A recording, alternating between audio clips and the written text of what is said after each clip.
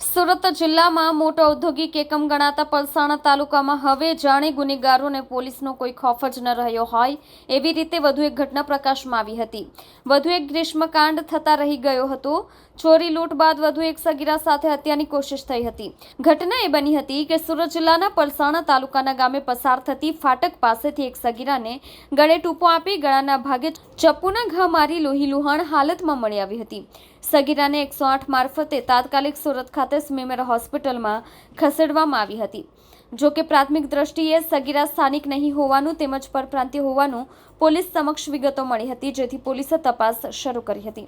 ચંદન શાહુ સગીરા સાથે રહેવા નહીં માંગતો હોય ઉશ્કેરાયો હતો. સગીરાની હત્યા કરવાનું નક્કી કરી દીધું હતું, જેથી ચંદન શાહુએ તેના સાથી મિત્ર બિટ્ટુ અનિલ પાસવાન તેમજ અખિલેશ દયાનંદ પાસવાન તેમજ કાયદાના સંઘર્ષમાં આવેલ એક કિશોર સાથે સગીરાને બગુમારા ફાટક નજીક લઈ ગયો હતો, જ્યાં ગળે ફાંસો આપી ગળાના ભાગે ચપ્પુના ઘા મારી ફરાર થઈ ગયો હતો. બનાવ અંગે પ્રેમી ચંદન ભૂપેન્દ્ર શાહુ તેમજ અન્ય સાથીદારોના નામ ખુલતા પોલીસે તાત્કાલિક ચંદન શાહુ સાથે અખિલેશ પાસવાન, બિટ્ટુ પાસવાનને મળીને 3ની અટકાયત કરી હતી, તેમજ કાયદાના સંઘર્ષમાં આવેલા કિશોરને પણ હસ્તગત કરવામાં આવ્યો હતો.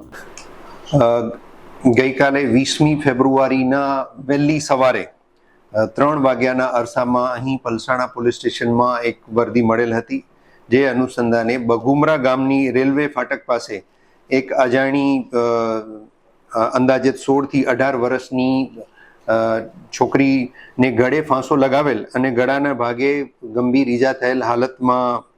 108 મારફતે સ્મીમેર હોસ્પિટલમાં દાખલ કરાવવાની જે હકીકત મળતા તાત્કાલિક ધોરણે પલસાણા પોલીસ સ્ટેશનની ટીમ હોસ્પિટલની વિઝિટ કરતા એ છોકરીને ગળે મફલર ટાઈટ બાંધેલ હતું અને ગળાના ભાગે કોઈ ધારદાર વસ્તુથી 2 મોટા અને ઊંડા ચેકા મારેલ હોવાનું જણાઈ આવેલ. રેલવે ફાટકના ગેટકીપર ધીરેન્દ્ર યાદવ તેમજ 108ના કર્મચારી સુનિલભાઈની પૂછપરછ કરતા એ છોકરીને ગળાના ભાગે મફલર બાંધેલાની અને ઈજાની જે હકીકત જણાવતા આ રેલવે ફાટક પર કામ કરનાર ધીરેન્દ્ર યાદવે જાણ કરેલ હતી. છોકરીની ટ્રીટમેન્ટ કરાવતા હાલ એ સ્વસ્થ છે અને એના ઉપર પ્રાથમિક દ્રષ્ટિએ કોઈ પણ પ્રકારની બળજબરી કે કોઈ બીજો કોઈ અનિચ્છનીય બનાવ બનેલ નથી તેવું ડોક્ટરો દ્વારા જણાવવામાં આવેલ છે. તેમ છતાં પોલીસ દ્વારા ડિટેલમાં મેડિકલ ઇન્વેસ્ટિગેશન કરવામાં આવશે. ગઈકાલે છોકરીની સારવાર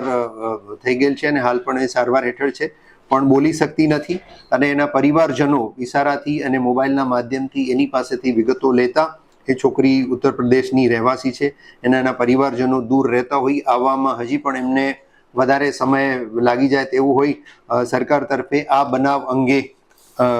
ગુનો દાખલ કરવામાં આવેલ છે, જેમાં હત્યાની કોશિશ અંગેનું જૂની આઈપીસી 307 મુજબ અને ભારતીય ન્યાય સંહિતાની કલમ 109(1) જે થાય છે એ 62(1)(a) 3(5) મુજબ તથા જાનથી મારી નાખવાની જે ધમકી અને કોશિશ છે એની વિવિધ કલમો હેઠળ ગુનો દાખલ કરવામાં આવેલ છે, જેની તપાસ પલસાણા પોલીસ ઇન્સ્પેક્ટર કરી રહેલા છે. આ બનાવ ખૂબ જ ગંભીર અને સંવેદનશીલ જણાતા રાતોરાત પલસાણા પોલીસ ઇન્સ્પેક્ટર અને એલસીબી પોલીસ ઇન્સ્પેક્ટરની ટીમોએ આ બાબતે ખરેખર છોકરી કોણ છે, બનાવ કઈ રીતે બન્યો, અહીં કઈ રીતે આવી, ક્યાં રહે છે, આ તમામ વિગતો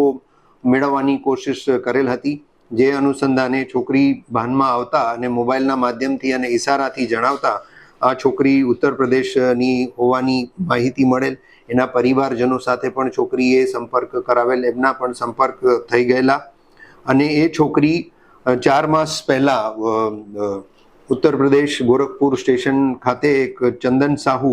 નામનો વ્યક્તિ જે હાલ અહીં તાતી થૈયામાં રહે છે અને છૂટક ટેક્સટાઇલમાં મજૂરી કરે છે, એની સાથે એને બંનેને નંબરો પણ એક્સચેન્જ કરેલા, સોશિયલ મીડિયાના અકાઉન્ટ મારફતે પણ સંપર્કમાં રહેલા અને બંને વચ્ચે પ્રેમ સંબંધ બંધાયેલ. ત્યારબાદ બંને સંપર્કમાં એકબીજા સાથે રહેતા હતા અને 19 તારીખના અરસામાં આ છોકરી એકલી જ લખનૌથી ઉધના રેલવે સ્ટેશન ઉપર આવેલ હતી અને ચંદનના મિત્ર અખિલેશ અને બિંદુ પાસવાન તથા એક માઇનોર છોકરો એ ત્રણેયની સાથે ત્યાં એ ચંદન છોકરીને રાખેલા. છોકરી